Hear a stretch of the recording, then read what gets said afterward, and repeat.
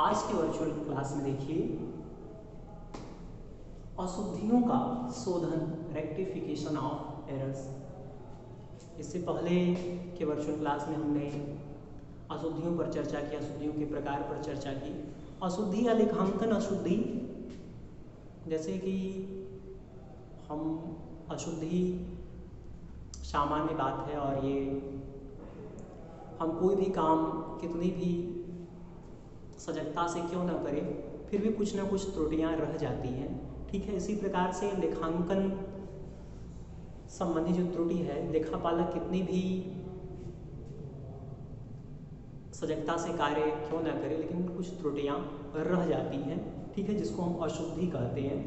और अशुद्धि मुख्य रूप से अगर अशुद्धियों का वर्गीकरण हम करें तो एक तो जो तलपट से प्रकट न होने वाली अशुद्धि या ऐसी अशुद्धियां जिनका तलपट पर कोई प्रभाव नहीं पड़ता है, या दूसरे शब्दों में हम कहें कि जिन अशुद्धियों के रहते आपका तलपट मिल जाता है। ठीक है, तलपट के जो डेबिट पक्ष और क्रेडिट पक्ष हैं उनका योग बराबर हो जाता है। ठीक है, और दूसरा है आपका तलपट से प्रकट होने वाली अशुद्धि या ऐसी अशुद्धि जिसका तलपट पर प्रभाव पड़ता है। कहने का मतलब इन अशुद्धियों के रहते हुए आपका तलपट मिलता नहीं है।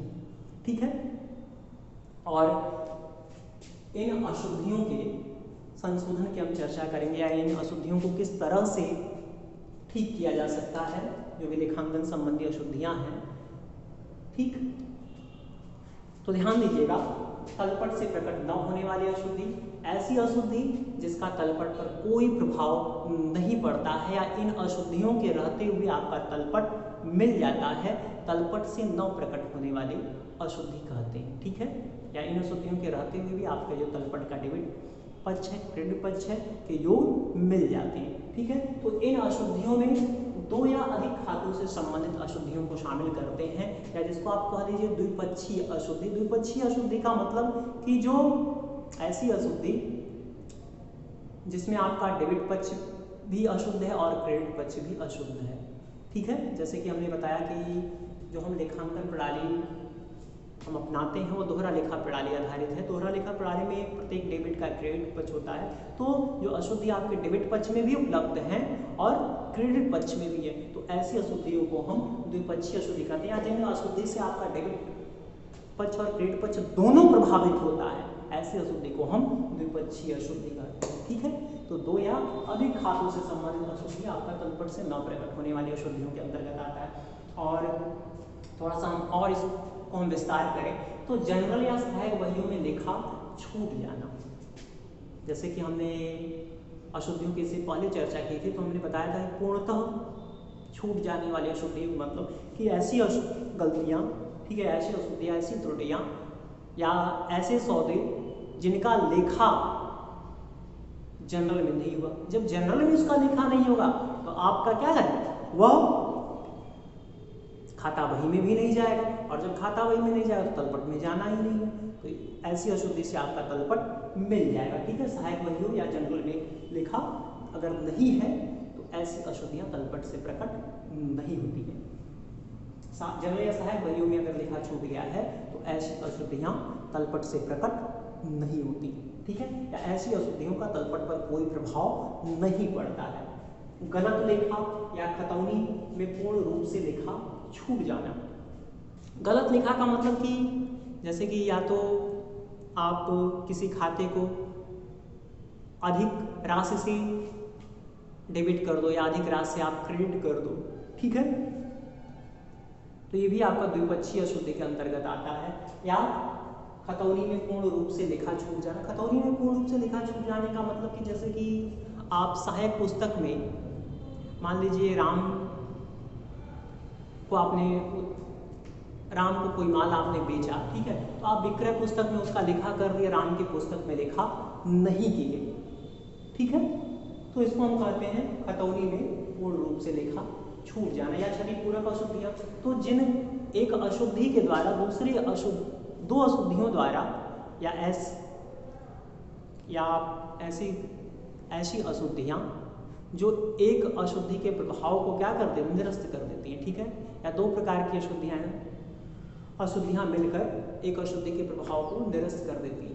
ठीक है, उसको हम क्षतिपूरक अशुद्धियां कहते हैं। सैद्धांतिक अशुद्धियां सिद्धांत से संबंधित अशुद्धि,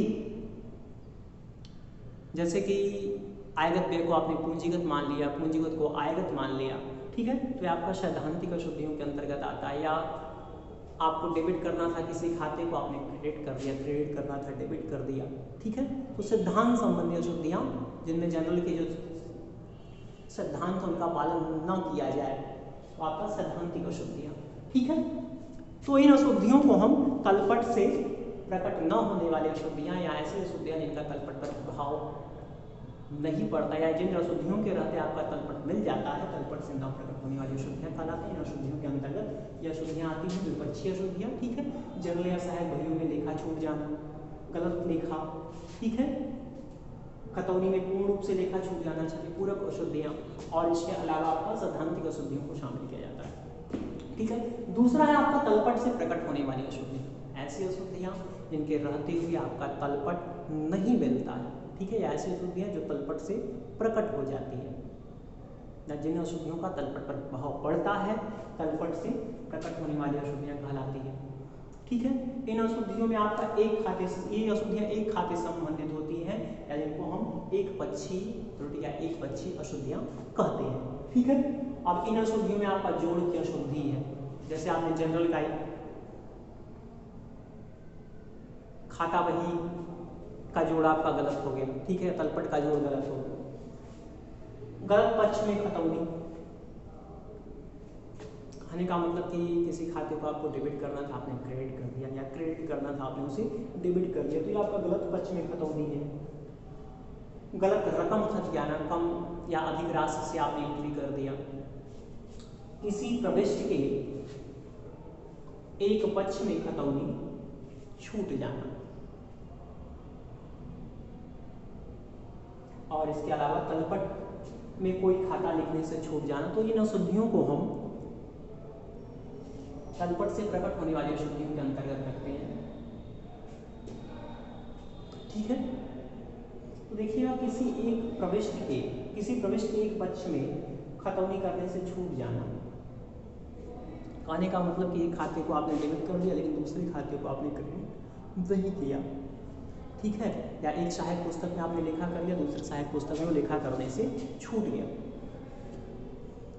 तो देखिएगा इन अशुद्धियों को, जो तलपट से प्रकट न होने वाली अशुद्धियां हैं या तलपट से प्रकट होने वाली अशुद्धियां हैं, सुधार के लिए क्या कार्यवाही की जाती है या किन लेखा द्वारा, कौन कौन से लेखा करके इन अशुद्धियों को सुधारा जाता है। तो पूर्णतः छूट जाने वाली अशुद्धियां या जनरल में लेखा, पूर्णतः छूट जाने वाली अशुद्धियां जनरल में या सहायक वहियों में इसका लेखा नहीं हुआ, तो इसके लिए है कि आप इनका लेखा कर दीजिए, या जो सही डेबिट कर दीजिए, या जो खाता आपका डेबिट होना है उसको डेबिट कर दीजिए, जो खाता क्रेडिट होना है उसको क्रेडिट कर दीजिए। कहने का मतलब जो जनरल एंट्री के नियमानुसार आप जनरल एंट्री करके इन लेखों को शुद्ध कर सकते हैं कि अगर व्यक्तिगत खाता है तो पाने वाला डेबिट, देने वाला क्रेडिट करेंगे। ठीक है, और आपका वास्तविक खाता है तो जो संपत्ति आए डेबिट, जो संपत्ति जाए क्रेडिट, या आपका नाम मात्र खाता है तो सभी व्यय एवं हानियों को डेबिट करते हैं और सभी आय एवं प्राप्तियों को हम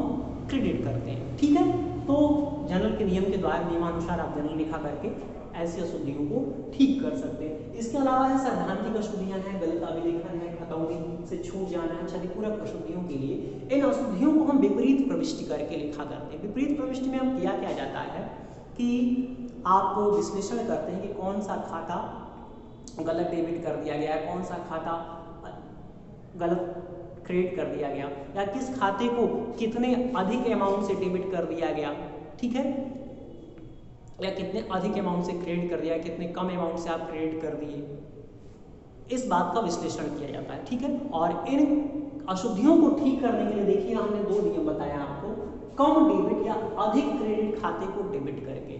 ठीक है, यदि कोई खाता मान लीजिए कि कम अमाउंट से आपका, कम राशि से डेबिट हो गया है, ठीक, तो जितना कम राशि से डेबिट हुआ है उसको क्या करेंगे, उतने राशि से हम डेबिट कर देंगे।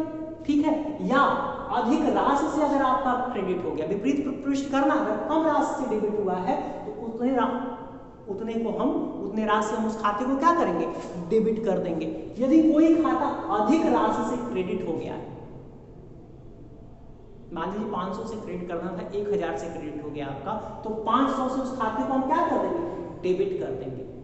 कम अगर डेबिट हुआ है तो उस खाते को आप डेबिट करेंगे, लेकिन अधिक क्रेडिट हुआ है तो उस खाते को आप उतनी ही राशि क्या करेंगे, डेबिट कर देंगे। दूसरा नियम है आपका, अधिक डेबिट या कम क्रेडिट खाते को क्रेडिट कर देंगे।